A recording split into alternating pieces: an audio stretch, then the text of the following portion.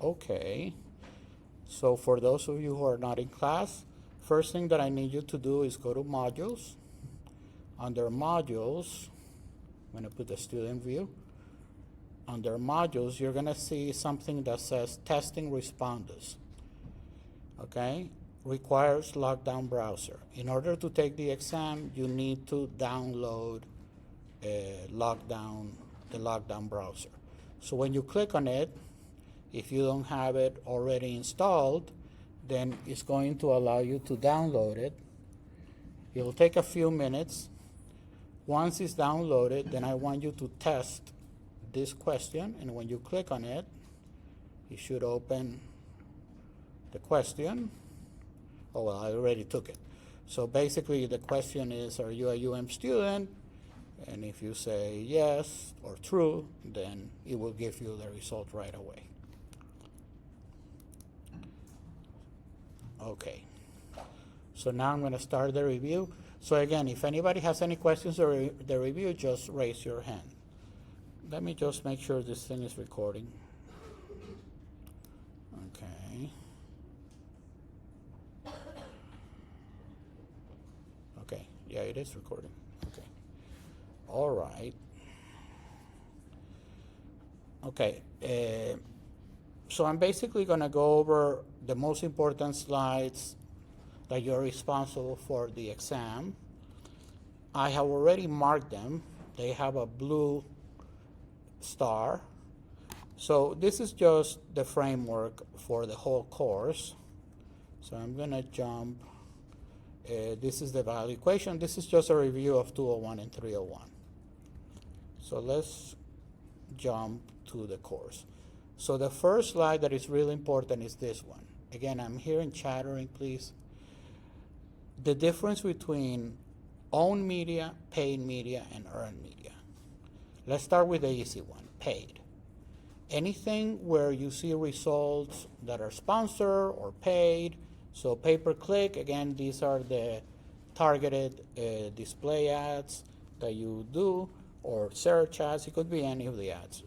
So anything that says paid or sponsored is paid media. Those are the easiest one to identify. If it does not say sponsor or paid anywhere, it's not paid, okay?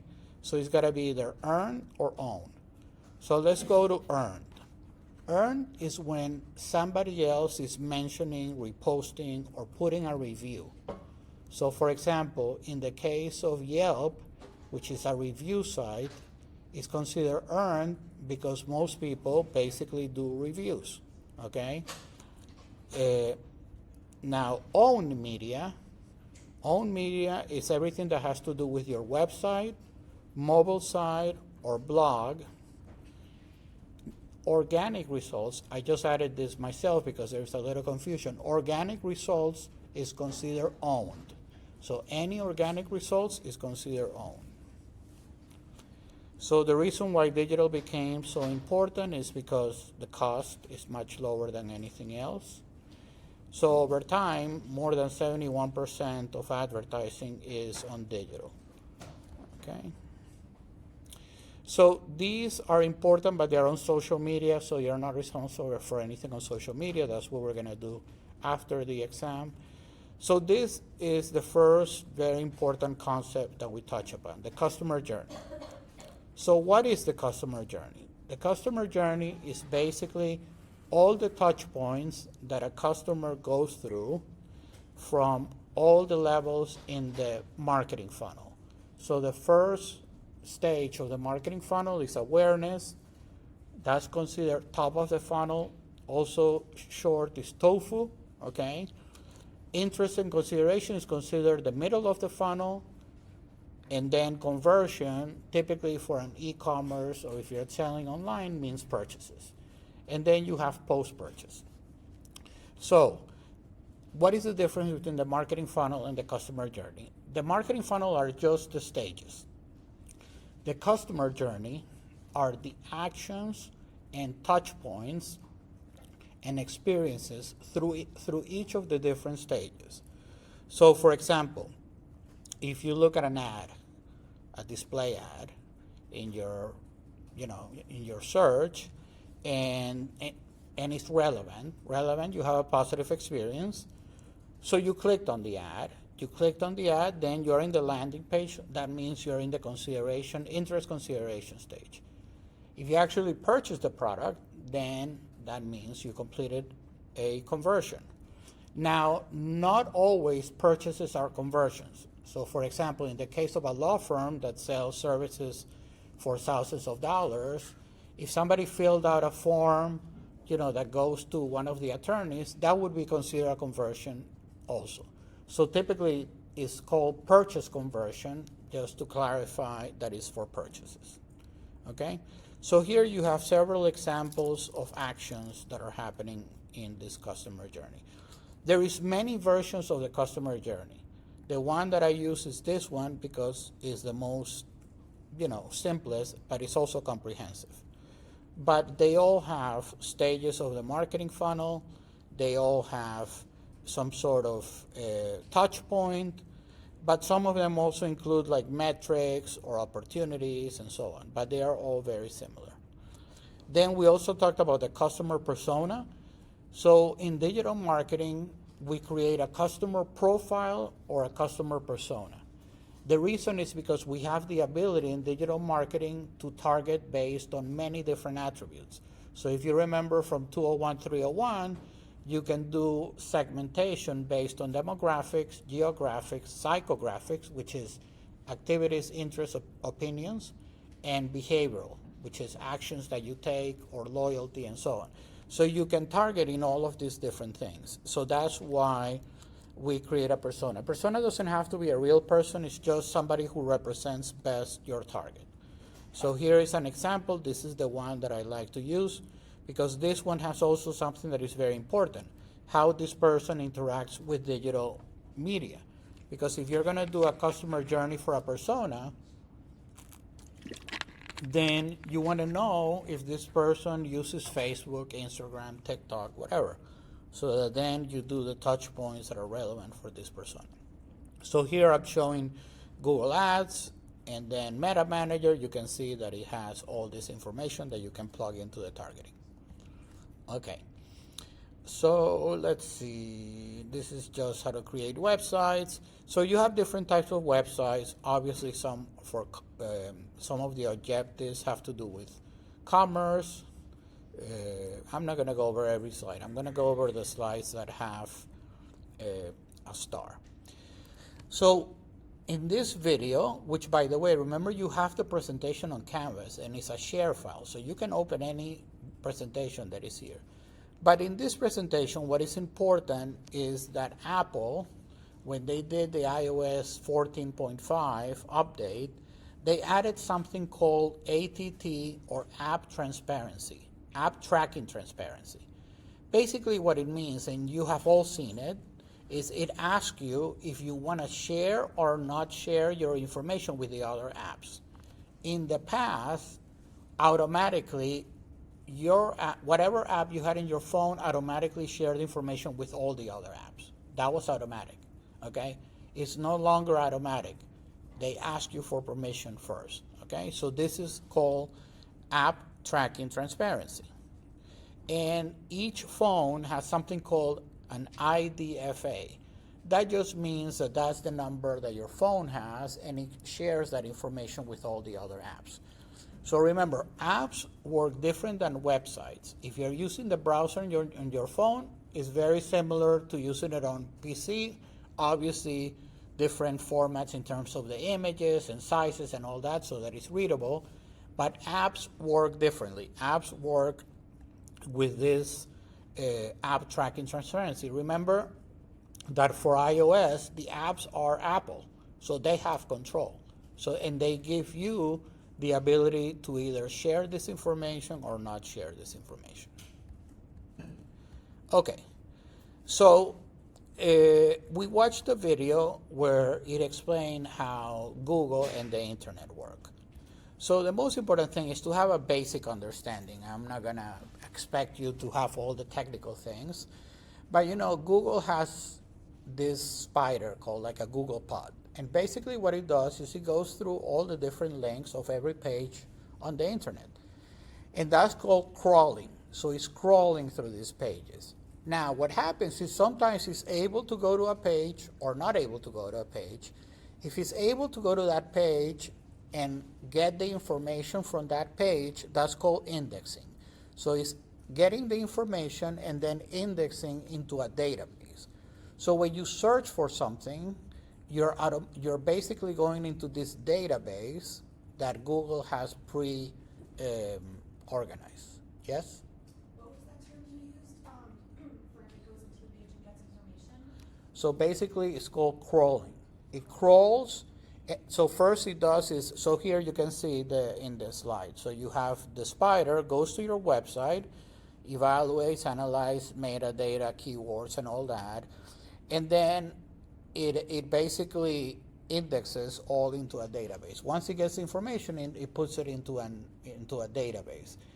So that's the first part. So the first part is putting all the information of every page into a database. So that's called indexing. So if you remember, and we'll see that in a moment when we looked at SEMrush, one of the issues with a lot of pages is that you're not able to crawl because there is an issue, right? So that's the first part.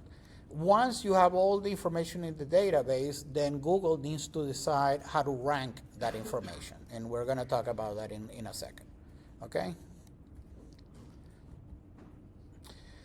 So let's talk about how it ranks. Now, remember, we're talking right now about organic results. We're not talking about paid. Paid is a whole different, ballgame. So this is organic.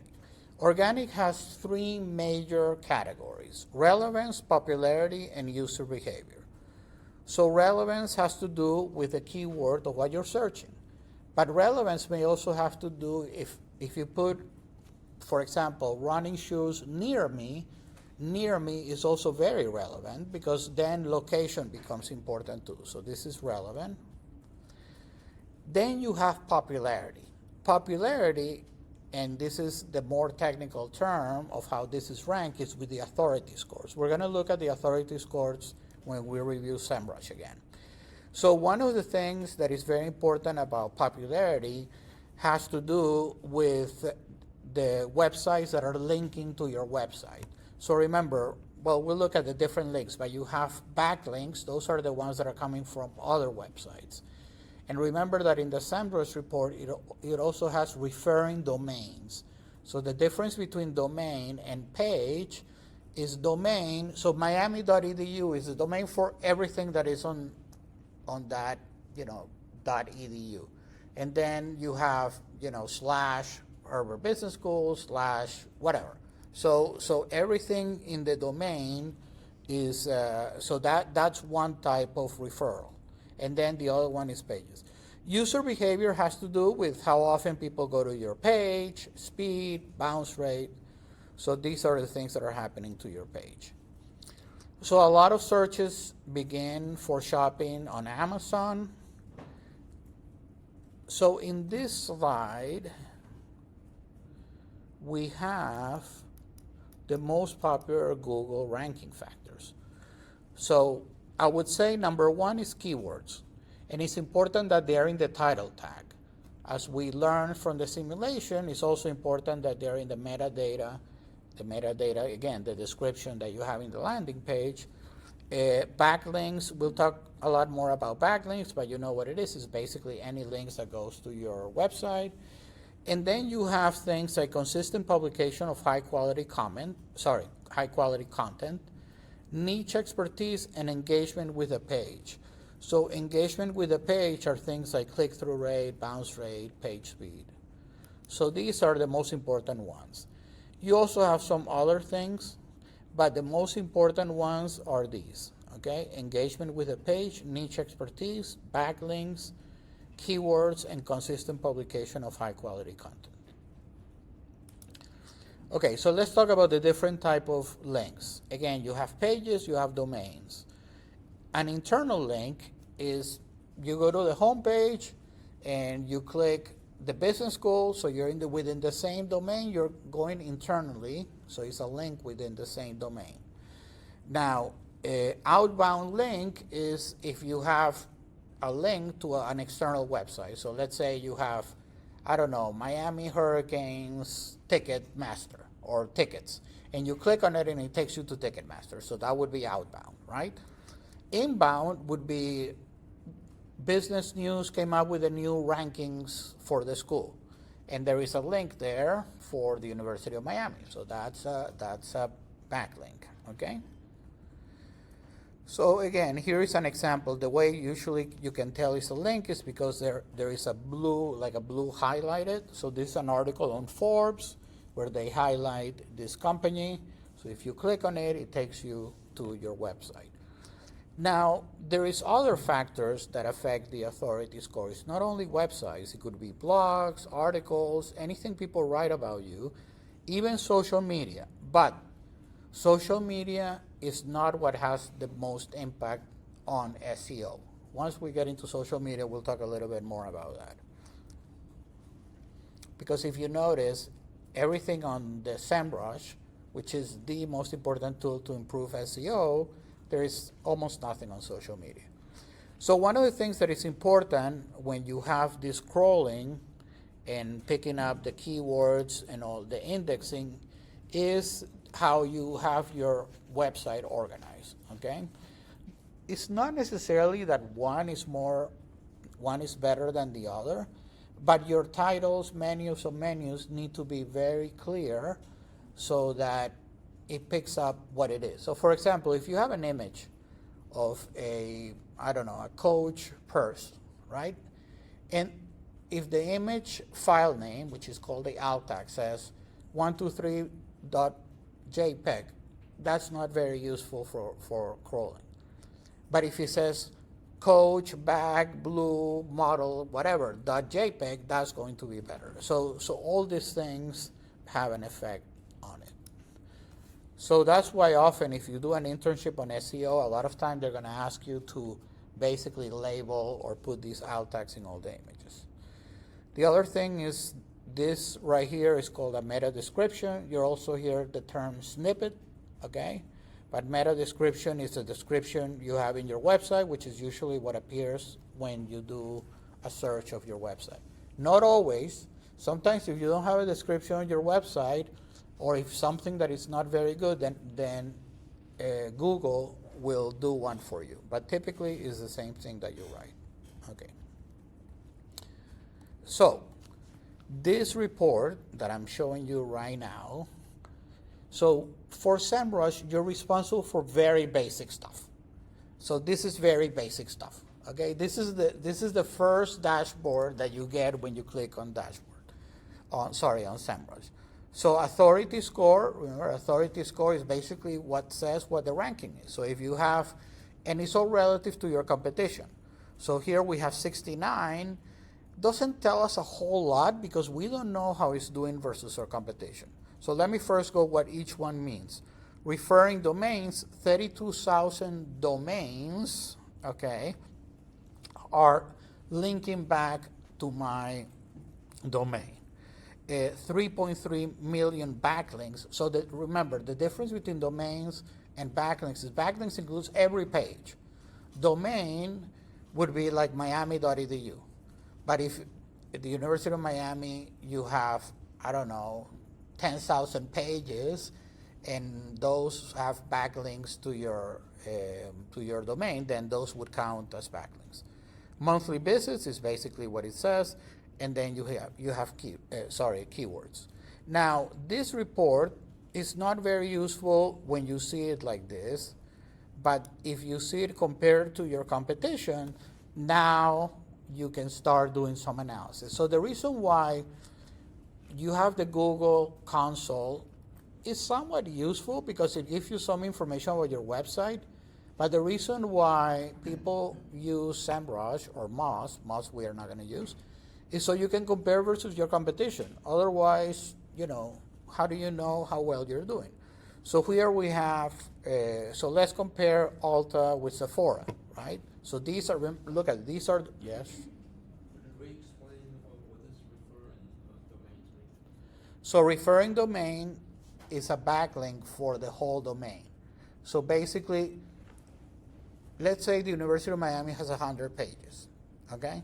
Miami.edu has 100 pages. if those 100 pages link to your website or to your domain, that would be 100 backlinks. But domains would be only one, because it's only one domain, miami.edu. Okay. What happens is sometimes when you look at backlinks, because the numbers are so big, it's better to look at the domains. Okay.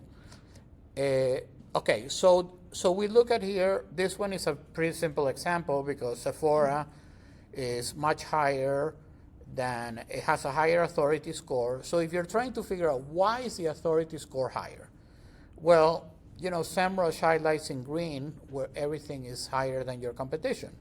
So referring domains is higher, backlinks is higher, referring IP, so those are IP addresses. So it also even gives you IP addresses, okay? The ones that are most important are domains and backlinks. Now, what you have below it is very important because all backlinks are not the same. Some have high authority score and some have low authority score. So if your cousin, who just wrote a blog, put a backlink to you, well, that's going to have almost zero authority score because your cousin just opened a blog for the first time. As opposed to if somebody writes an article about you on the Wall Street Journal and they have your link, well, the Wall Street Journal probably has a very high authority score. So here you can see the quality. So the ones that we care about are the two top boxes. And you can see Sephora does better in the top box, but then when you look at the next one, not that different, right? So think of it as if you were doing like a weighted average. Whatever has a higher authority score has more weight, and therefore it's going to have a bigger impact on your authority score. The higher the authority score, the higher the ranking. Here we have Home Depot and Lowe's. So you can see Lowe's has a higher authority score, but Home Depot has more referring IPs. By the way, you're only responsible for SEMrush. You're not responsible for Moz. Moz is just for comparison purposes. You're only responsible for things that say SEMrush. As a matter of fact, the only thing you're responsible so far is this report. This is the same one, just for a different example. We have to use those for our projects. Yeah, but let's not talk about our projects right now, okay? Let's just focus on the exam. For the exam, you're responsible for SEMrush, for this report, and this report, okay? Yes? For the exam, regarding the SEMrush question, would it be kind of like showing a question like that and saying like, why is it higher? Something like that. Okay. And what will you do about it? Okay. Yes? What's the difference between like the top scores and the bottom ones? So the top scores is quantity. It just gives you how many. It doesn't tell you how important those are. The bottom one tells you how important they are because it organizes them. So 81 to 100, 61 to 80. So you could, in theory, you could have more backlinks and a lower authority score if all you had were very low authority score backlinks. Okay? Yes? So, like, to figure out like which one's higher, you can't figure that out from the top one. Well, you need to look at both of why is it doing higher, because just by looking at the quantity, I mean, sometimes, so that's what I'm saying. If somebody wrote about you in the Wall Street Journal, that would have a very high authority score and help your ranking a lot. But if your cousin who just started a blog wrote about you, that would have a low authority score and not have the same effect. So that's why we care not only about quantity, but quality. Quality is the authority scores of those backlinks. Okay? Yes? Does the scores at the bottom include the referring domains and referring IPs? Referring domains are backlinks. The difference is what I explained before. Whenever you see backlinks refers to pages. So University of Miami has 100 pages, that would be 100 backlinks, right? Let's say all of them are referring to your website, but only one domain because it's miami.edu, okay? Thank you. Okay. Okay, so a very important category of search results are called local business results. They're also called Google Pack. They're also called Google Maps, okay? But the most common term is local business results. Now, sometimes it even says places. So here, basically, these are mostly local small businesses, okay? And an important part of the ranking, not the most important, an important part of the ranking takes into account location. It doesn't mean that the closest one is going to be automatically the first one. Let me give you an example. When I did my Google profile, I didn't have any activity. And I put photographer near me. And I'm sitting right there, and it didn't appear at all. Why didn't it appear at all? Because my authority score is 0. Google wants to see some activity, comments and stuff before, because it may be a fake. You know what I mean? So in the past, you needed to have a physical store. I mean, they require you like an address and all that stuff, and then they send you a postcard. Now they don't require that. So this is actually a real example. I did my Google profile, and I put photographers near me, sitting in my house, in my address, and I didn't appear, okay? So again, this takes into account the authority scores, but also takes into account location, okay?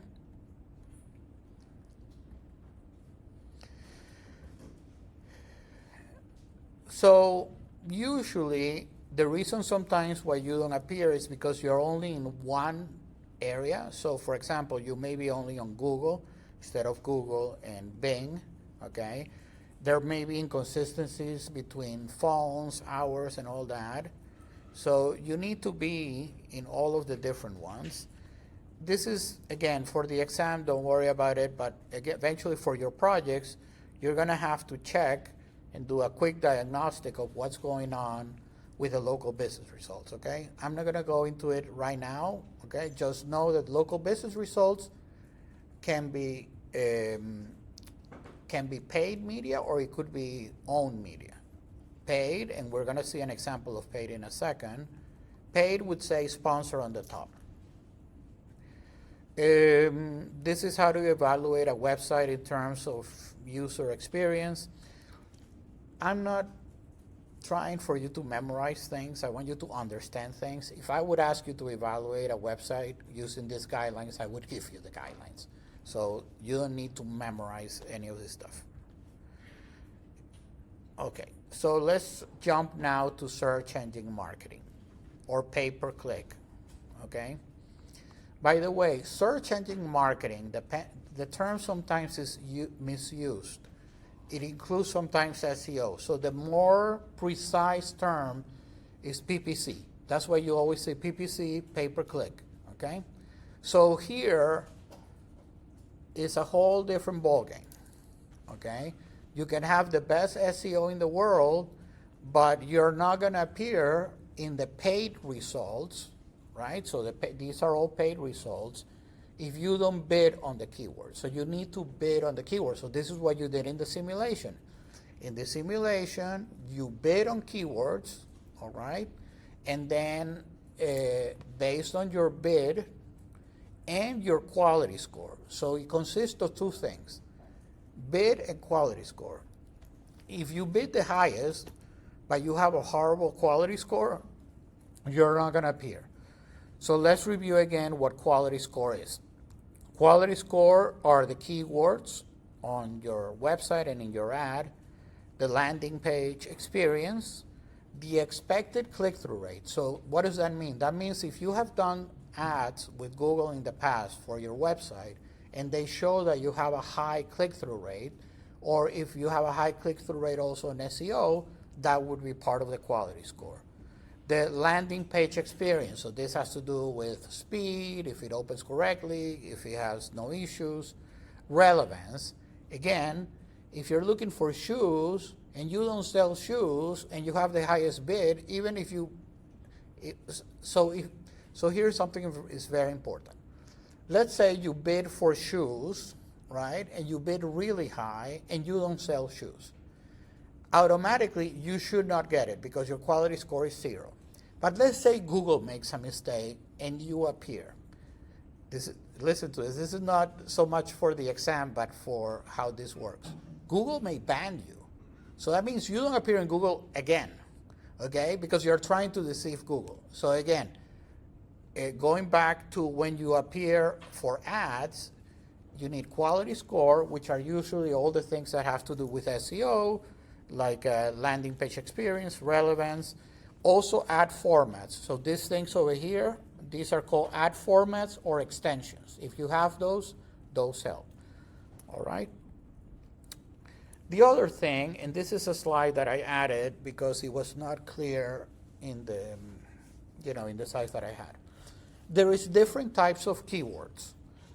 You have what is called a short tail keyword, which is usually one word. Long tail keywords, long word. So both are considered a keyword, one keyword. Shoes is one keyword. Best running shoes for women is considered a keyword.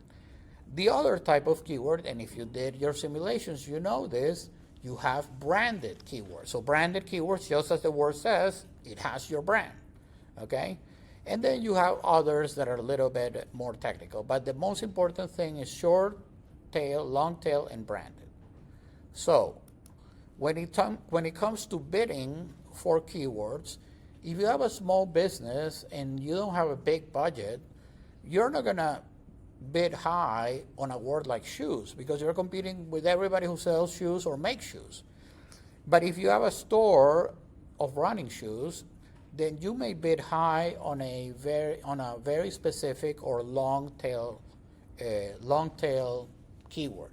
And the reason for that is because not everybody sells red Nike running shoes. So you may be competing with very few people for that keyword. Okay, now let's go back to local business results. Remember, local business results, and let me put this really big, okay? If we look at these local business results, only the first one is paid because the first one is the only one that says sponsored, okay? The others are organic. So here you have a result where you have a mix. The first one is paid, the other ones are organic, therefore they are owned, okay? Shopping ads.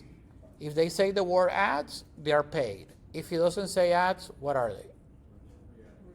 Which is owned, okay? So again, if it doesn't say the word paid or ad anywhere, it's organic. Okay, so now let's talk about display ads or banner ads. So display ads can be targeted or untargeted. Most of the time they are targeted. So whenever, if you already did in your simulation targeting a display ad, that's where you use the persona because you want to target it. Now the way they work is basically you have this thing called the ad exchange network. And this is just a bunch of, let's say, publications or websites that are part of this network. So if you're targeting, for example, people who are in investment banking, so that would qualify the Wall Street Journal, okay? So that would have an ad in the Wall Street Journal. Now, display ads are typically used for TOFU. TOFU stands for top of the funnel. Display ads are mainly to generate awareness. Because what happens is, if somebody's searching for you, okay, that means they're already interested in you, right? They're already in the interest stage. So if I'm looking for oil change near me, I'm already looking for oil change. I'm already in the consideration stage. I'm going to evaluate between the ones that come up, which one has a better price. So you're already in the interest consideration phase. Now, if I'm reading the Wall Street Journal or if I'm reading anything, and all of a sudden I see, $20 off Jiffy Lube, that's a display ad. That's to generate awareness. Generate awareness doesn't mean that you hear about it the first time. Generate awareness is to generate awareness on that occasion. So what it does is, oh wow, Jiffy Lube has $20 off. I'm going to click on it because I'm going to need an oil change soon and I want to take advantage of that. Okay, so very important how display ads are typically used. They are used usually to generate awareness or to gain attention. So gain attention is the Jiffy Lube example. Everybody knows Jiffy Lube, but you want to gain people's attention. So that's usually top of the funnel. So retargeting. So let's talk about retargeting or remarketing. So remember that websites have cookies, okay? So cookies basically is like a code, a piece of code that basically has the information of the places you went through the whole, the different URLs. So for example, when you stop in the shopping cart, it knows that you stopped there, right? So those cookies are exchanged, they are the information sometimes that these exchanges need so that they can target your ad. So the most typical, we all have gone through it, right? You're in the Toyota homepage and you click on Forerunner, and then all of a sudden you're reading a newspaper and you get an ad for the Forerunner. Now, email, you should not get an email unless you have an account with Toyota and you log in your information with the email. So cookies don't know who you really are. It's just a piece of code that stays in your browser, and basically based on that, that's how it finds you, okay?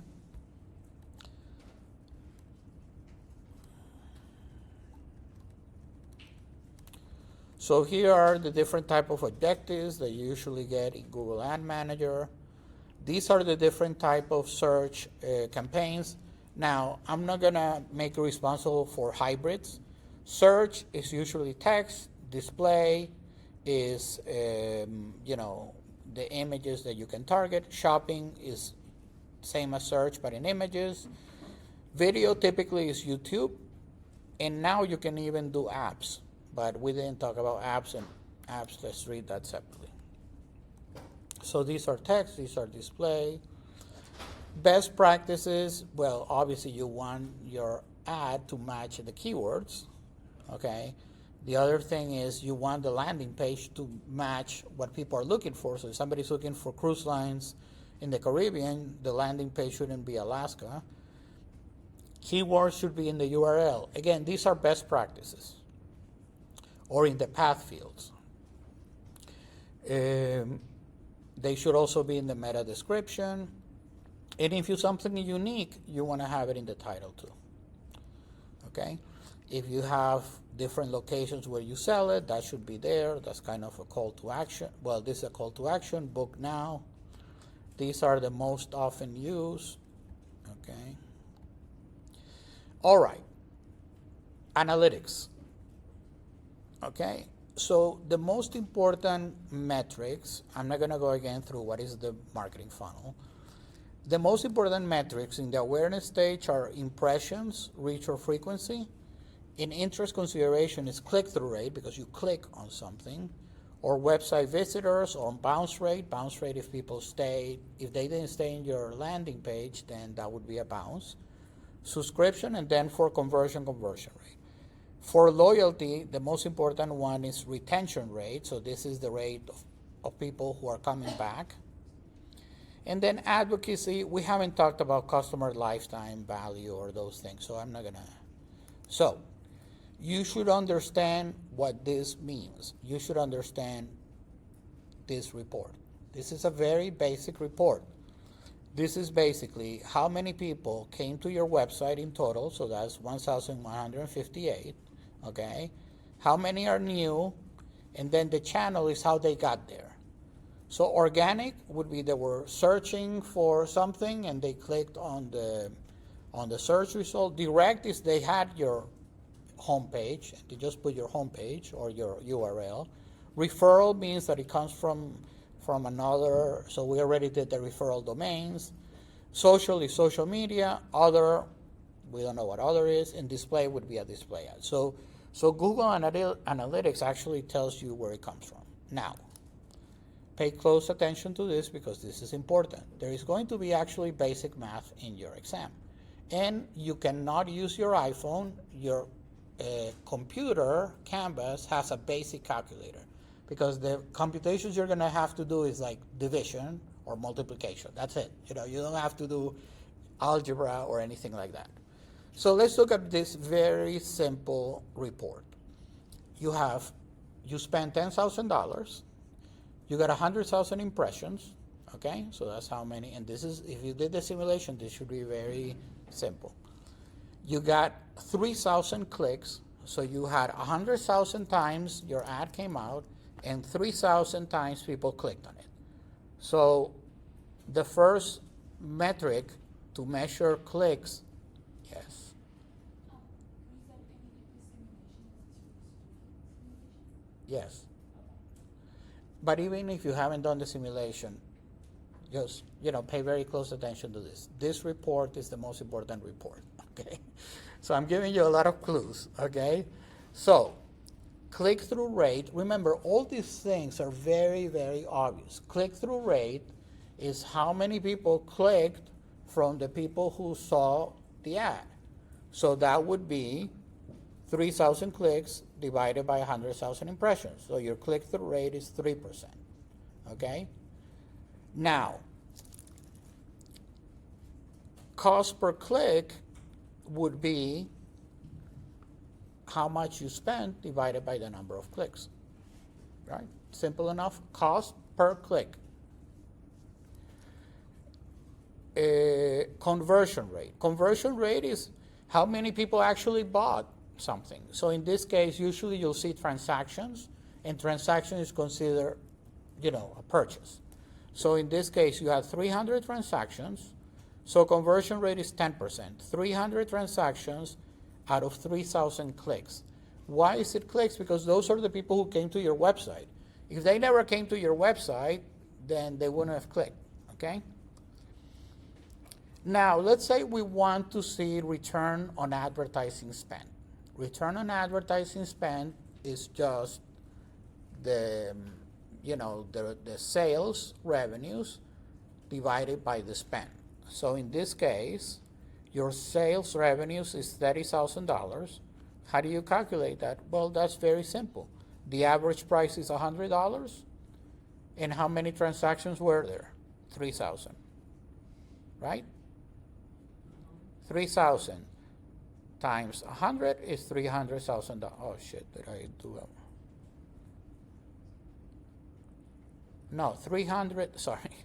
300 transactions, not clicks. 300 transactions times the average price is $30,000. So average price per transaction is a purchase, times 300, that's $30,000. Sorry, I'm a little tired.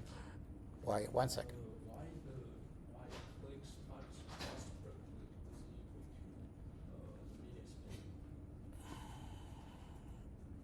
equal to Let me first go over the report and then I'll answer the question. Sales, oops. By the way, if you click on this, if you double click on it, it has the formulas. But I don't want you to memorize formulas. I want you to understand what they mean, okay? So cost per click. Cost per click is how much you spend divided by clicks. That's three. Oh, you're saying that this one there is a mistake.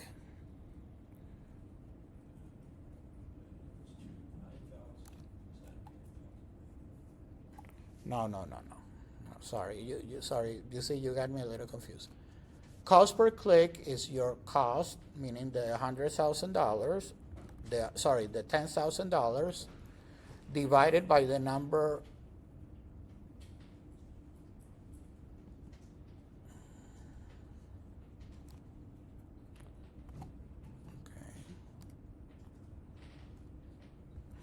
I made a mistake.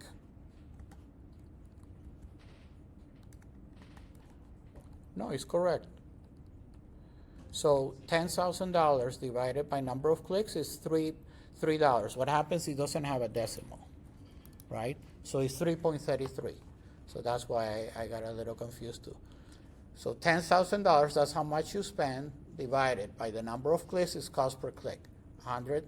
So $10,000 divided by 3,000 clicks is $3.33.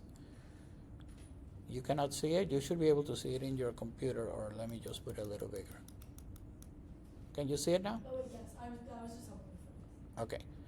So let me go over again, but please let me first go over again because I made a mistake the first time I said it, and with numbers we don't want to make any mistakes, okay?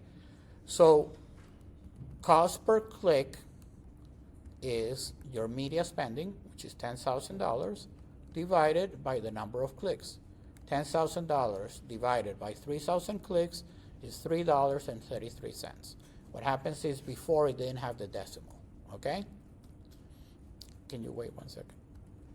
Now, click-through rate is clicks divided by impressions. So your click-through rate is your number of clicks divided by impressions, that's 3%. Conversion rate is purchases. So it's 300 transactions divided by 3,000 clicks. Now, the reason for why is it clicks is because those of the people who came to your website, how many purchased. So if they didn't click on the ad, they wouldn't be on your website, okay? Now, the ROAS, which is return on advertising spend, here you have the transactions, but you don't know the average price. So you need to multiply the transactions times the average price. So you need sales revenue, okay?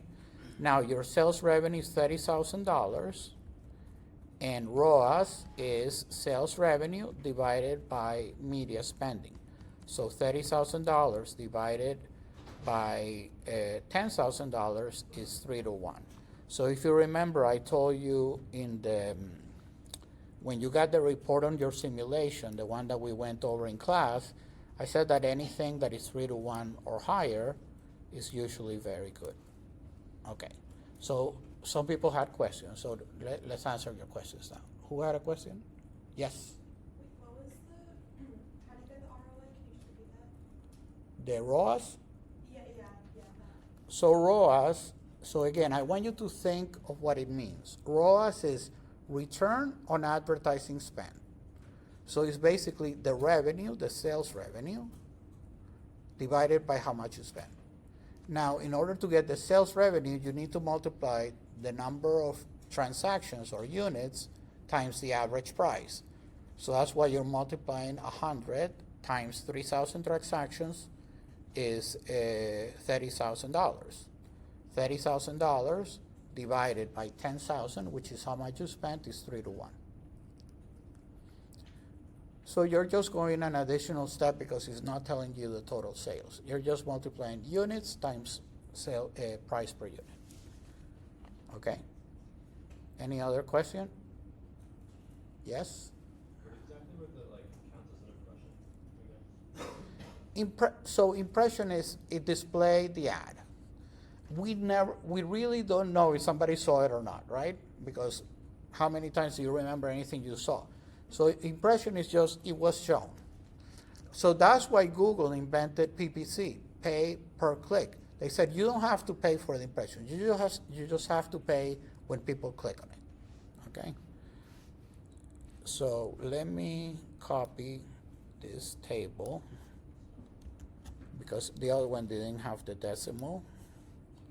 So let me just, and let's see, pay special, interesting. Oh, please. You know, always does the updates in the worst moments. Okay. What happened here?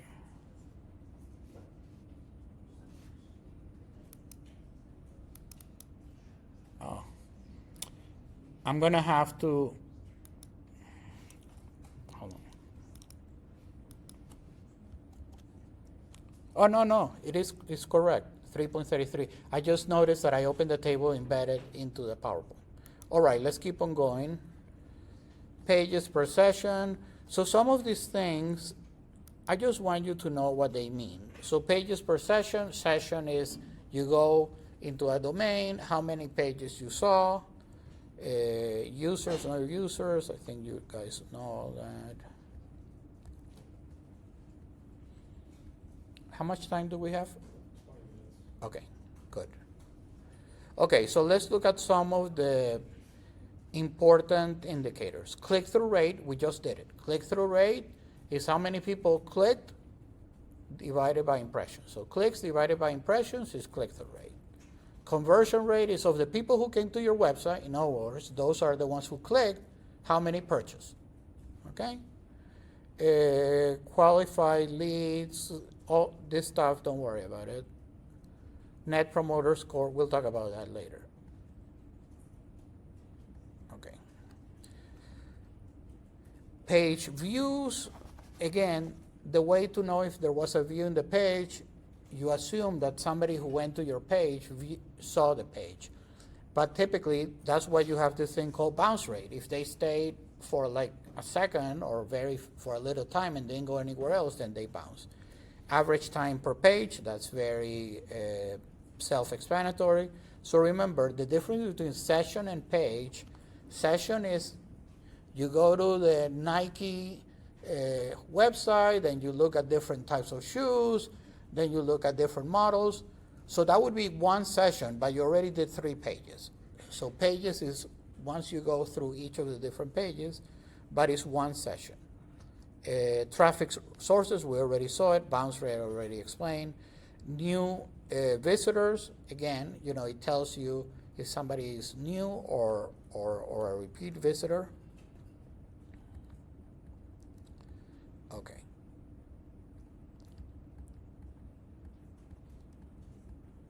You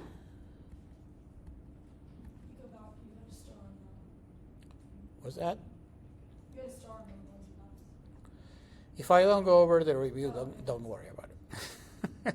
I'm trying to get to the most important stuff first.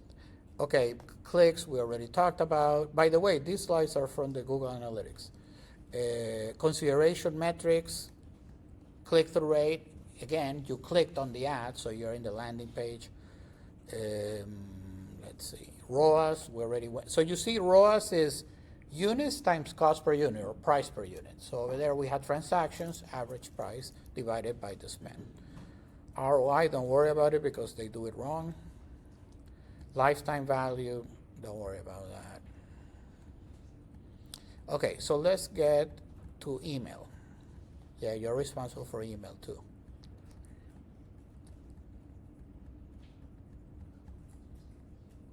By the way, I'm going to go over attribution and all this stuff later in the semester because that's important, but it's a little complicated. Okay, so email marketing. Okay. Why email? Because everybody has email. So it also has the highest ROI because it's practically free. Okay. Create a MailChimp account.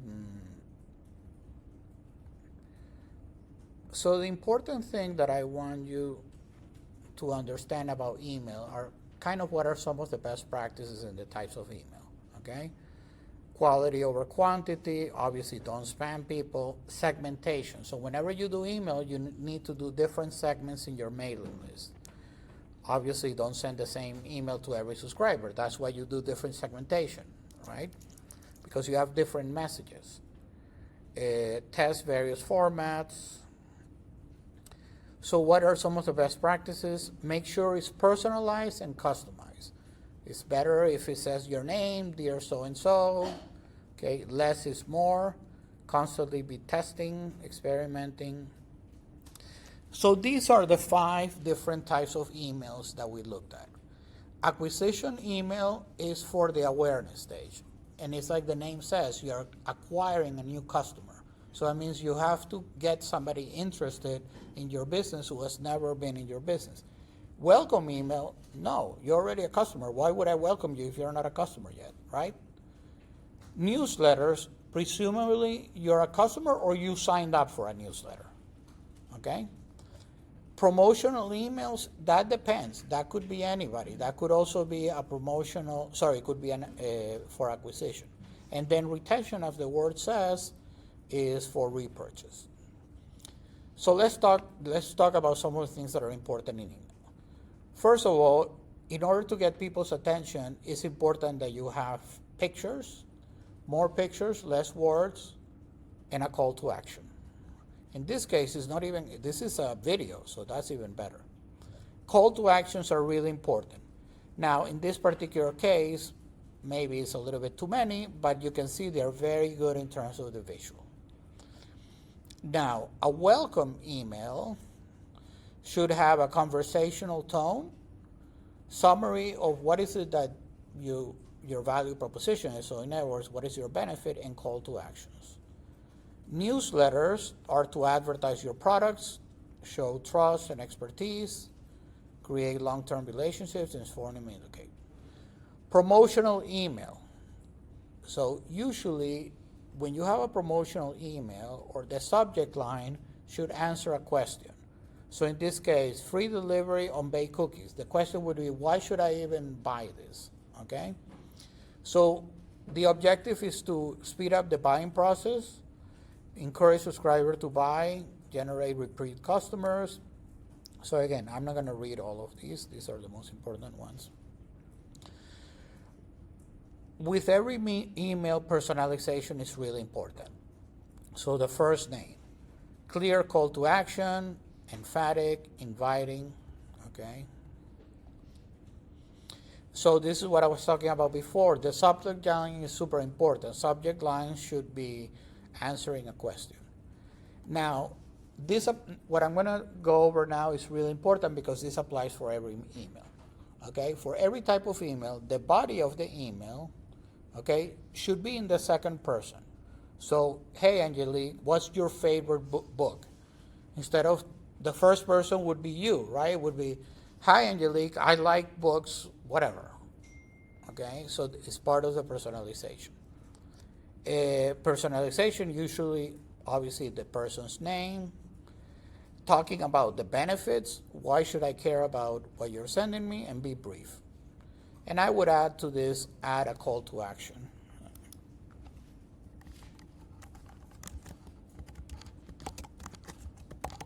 Okay, so being brief.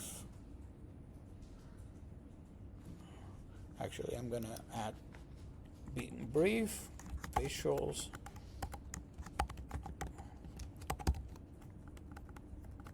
Okay.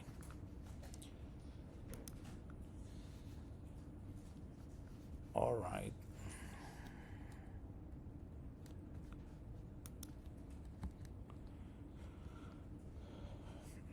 There is other types of emails. Best practice, if you mess up, apologize.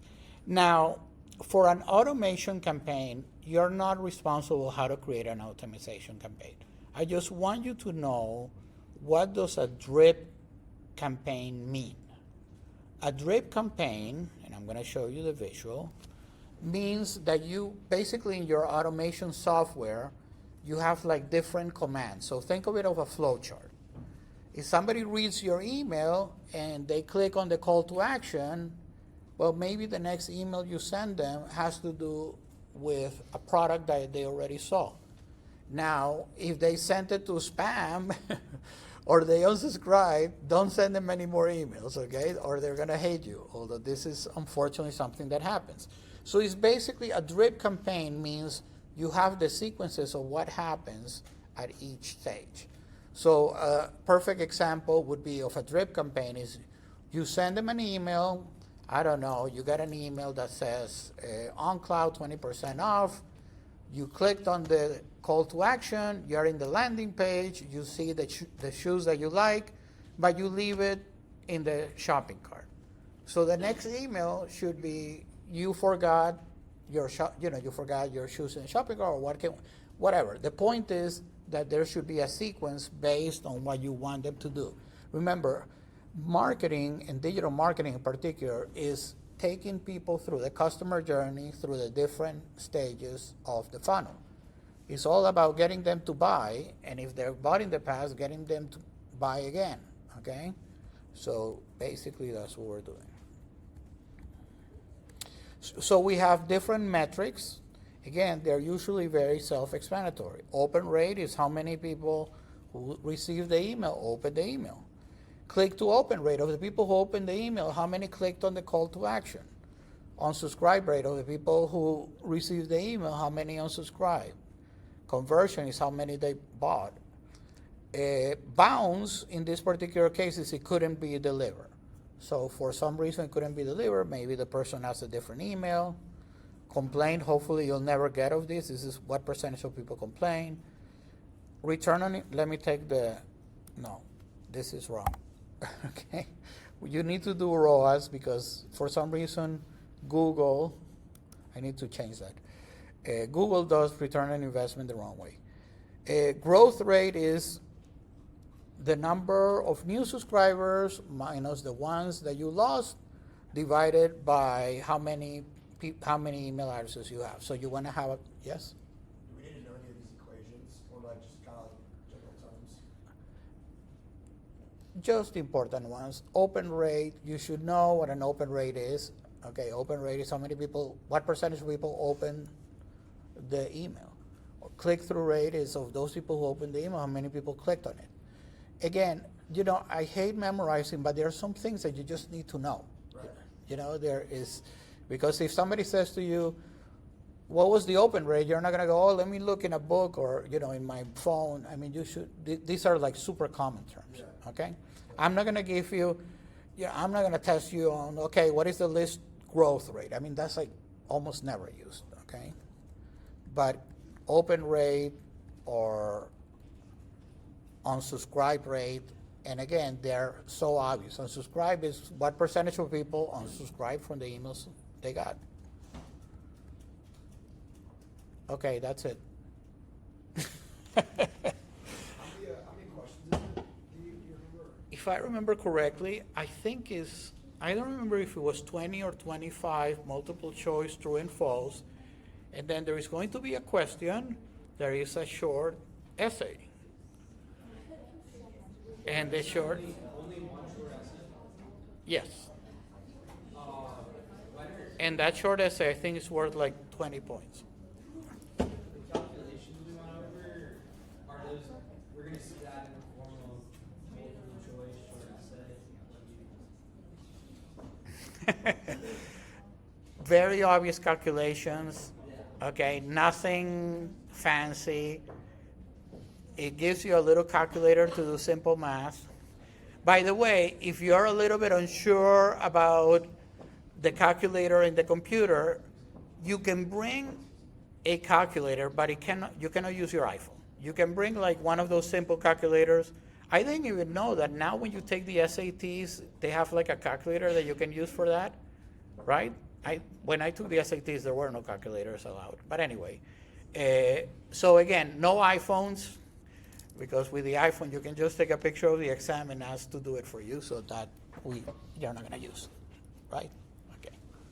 All right, for those who just arrived, or not just arrived, those who arrive late, very important thing that you need to do, and I recommend that you do it right now, okay? You're going to go to your course,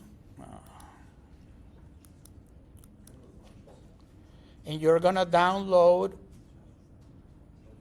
Lockdown Browser. You need Lockdown Browser for your exam. And the easiest way to do that is you go here to modules. I'm going to put it in the announcements. I'm going to send that email to everybody, but you might as well do it here. You click here where it says, I'm going to put it in the student view. You're going to click here where it says testing responders. Okay? And when you click on it, you're going to download responders. It takes, what, like 5 minutes? How long did it take? 5 minutes? 5 minutes. Once it downloads, you click on that question. It's going to ask you, are you a student? True or false? Click on true and see if it works. Okay? You're required to use responders for the exam. Okay? Go to the lockdown browser to answer that question. Mine's not probably though. I downloaded it already. Automatic.